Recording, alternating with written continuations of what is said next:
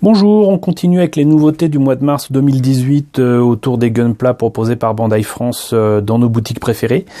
Donc voilà une autre référence qui me fait bien plaisir. Donc en nouveauté ce mois-ci en France, j'ai pu constater que c'était déjà en vente en boutique, donc c'est cool. C'est le MS06 CK, le Zaku Half Cannon. Pour moi c'est franchement pas un de mes Zaku préférés, mais pas loin.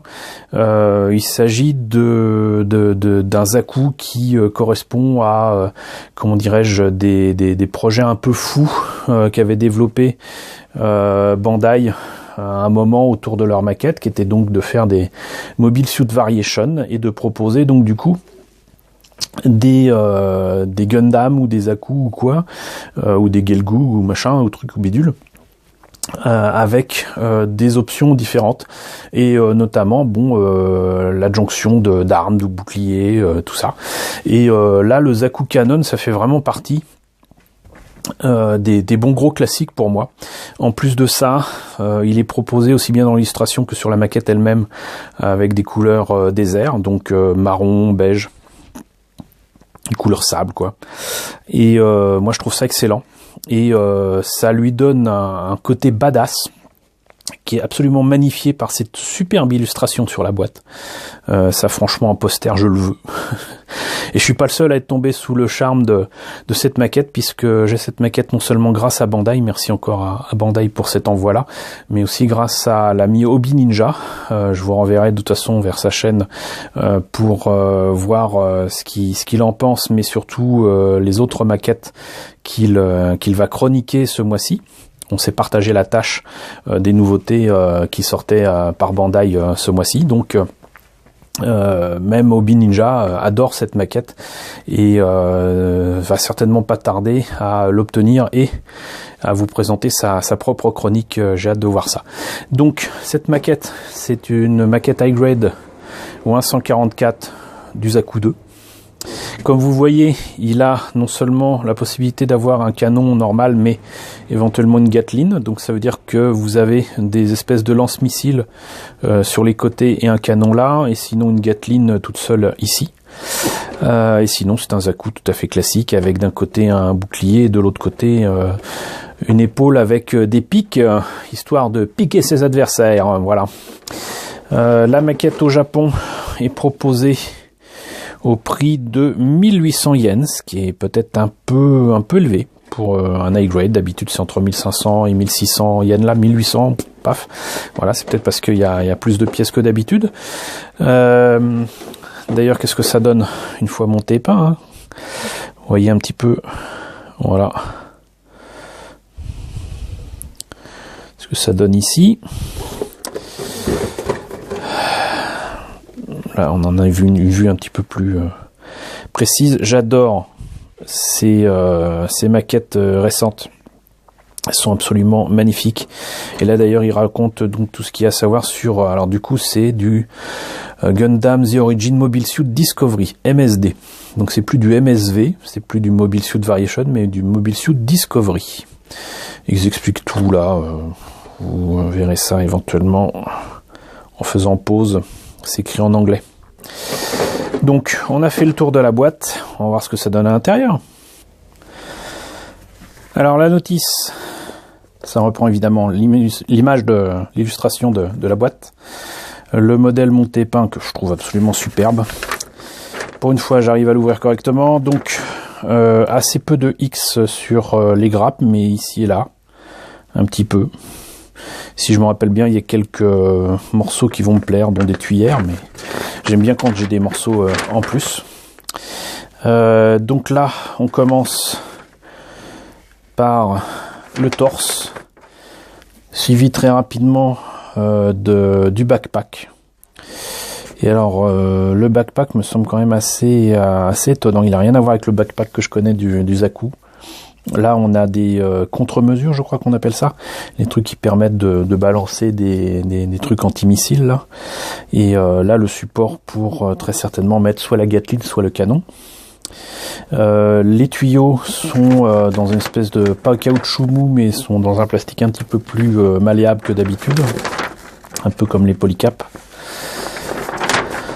La tête avec l'œil qui est un autocollant et qu'on peut quand même bouger une fois terminé. Moi je ne saurais trop conseiller de remplacer ça par un bijou fantaisie. Du coup il faut faire un trou dans cette pièce en plastique là, mais ça ne pose aucun problème. Un de ces quatre, promis, je vous fais une vidéo sur les outils qui permettent de couper et de percer. Je pense que ça peut être utile pour beaucoup. Ensuite le bassin, le bras gauche, le bras droit, les pieds, les jambes. On assemble le tout. Ensuite on a bien évidemment les accessoires, les armes.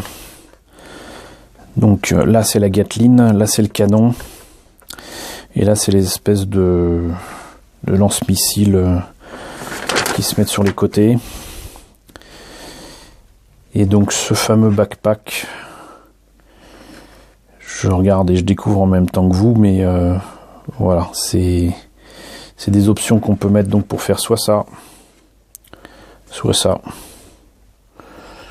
Et visiblement rien n'empêche de mettre quand même au moins cette arme là en plus de la Gatling, alors que là il y a les deux lance-missiles et le canon ici, et enfin le Hit Hawk, exactement comme le Zaku 1. Et comme tous les SGUC, la possibilité d'utiliser une action base pour ajouter au dynamisme de la maquette une fois terminée. C'est quand même assez cool. On a par contre une grosse ploche d'autocollant que moi je remplacerai volontiers par des décalcos, mais c'est des marquages blancs et des traits rouges. Ça c'est typique de la décoration des maquettes Mobile Suit Variation de 1980. Alors là, je reconnais quand même des grappes qui sont issues aussi du Zaku 1. Ça, j'ai vu la même chose sur le Zaku 1. Les polycaps, ça c'est encore des articulations et l'inner frame, on va dire. Alors là, on voit quand même qu'on a une couleur, comment on dit déjà, je sais plus. C'est pas du kaki, enfin c'est du marron, marron un peu sable. Et là on voit déjà la différence avec un Zaku normal, une partie de l'avant-bras avec ce détail là, c'est pas ce qu'on trouve d'habitude. Ici on a aussi des détails qui prouvent que c'est un Zaku de Gundam The Origin. Qu'est-ce qu'il y aurait d'autre à dire là-dessus? Pas grand chose. Là on a carrément du marron pour donc les pieds, une partie du torse. Apparemment on a deux torses différents, un torse classique de Zaku, et là c'est une pièce qui rappelle plutôt le Zaku 1, voire le Zaku de Gundam tout court, avec donc l'habitacle, l'accès à l'habitacle du Zaku qui est de ce côté là. La couleur sable plutôt, beige clair, avec encore une fois des détails qui rappellent ce qu'on a sur les genoux du Zaku 1. Pareil pour les pièces des bras.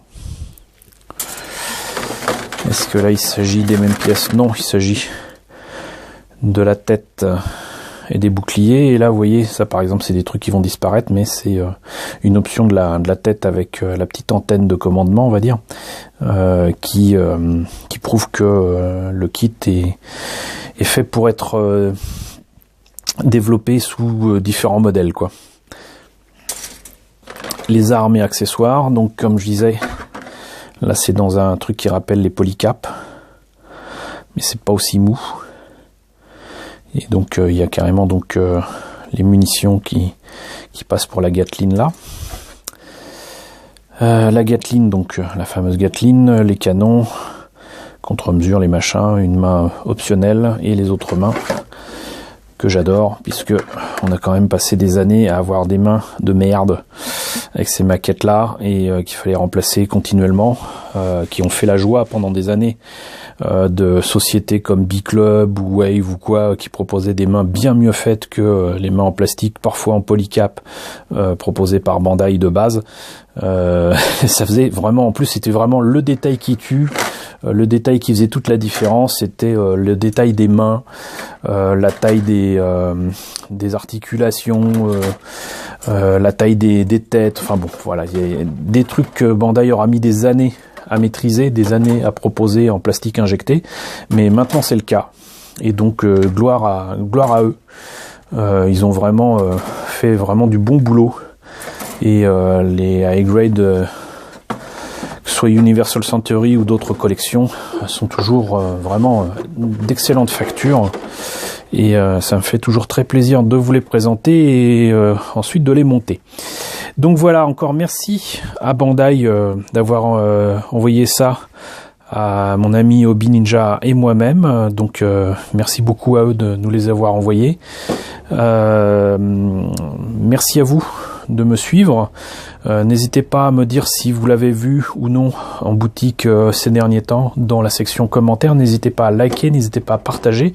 Merci beaucoup de votre fidélité. On est quasiment 1170 au moment où je tourne cette vidéo. C'est super génial. Moi, ça me motive vraiment énormément à vous proposer régulièrement des vidéos sur les maquettes que j'ai, ce que je sais autour de ces maquettes et autour des licences que ça représente. Donc vraiment, ça me fait vraiment super plaisir. Et si vous n'êtes pas déjà abonné, n'hésitez pas à le faire. Et moi, je vous retrouve très très vite pour la présentation d'autres nouveautés Gunpla du mois de mars 2018.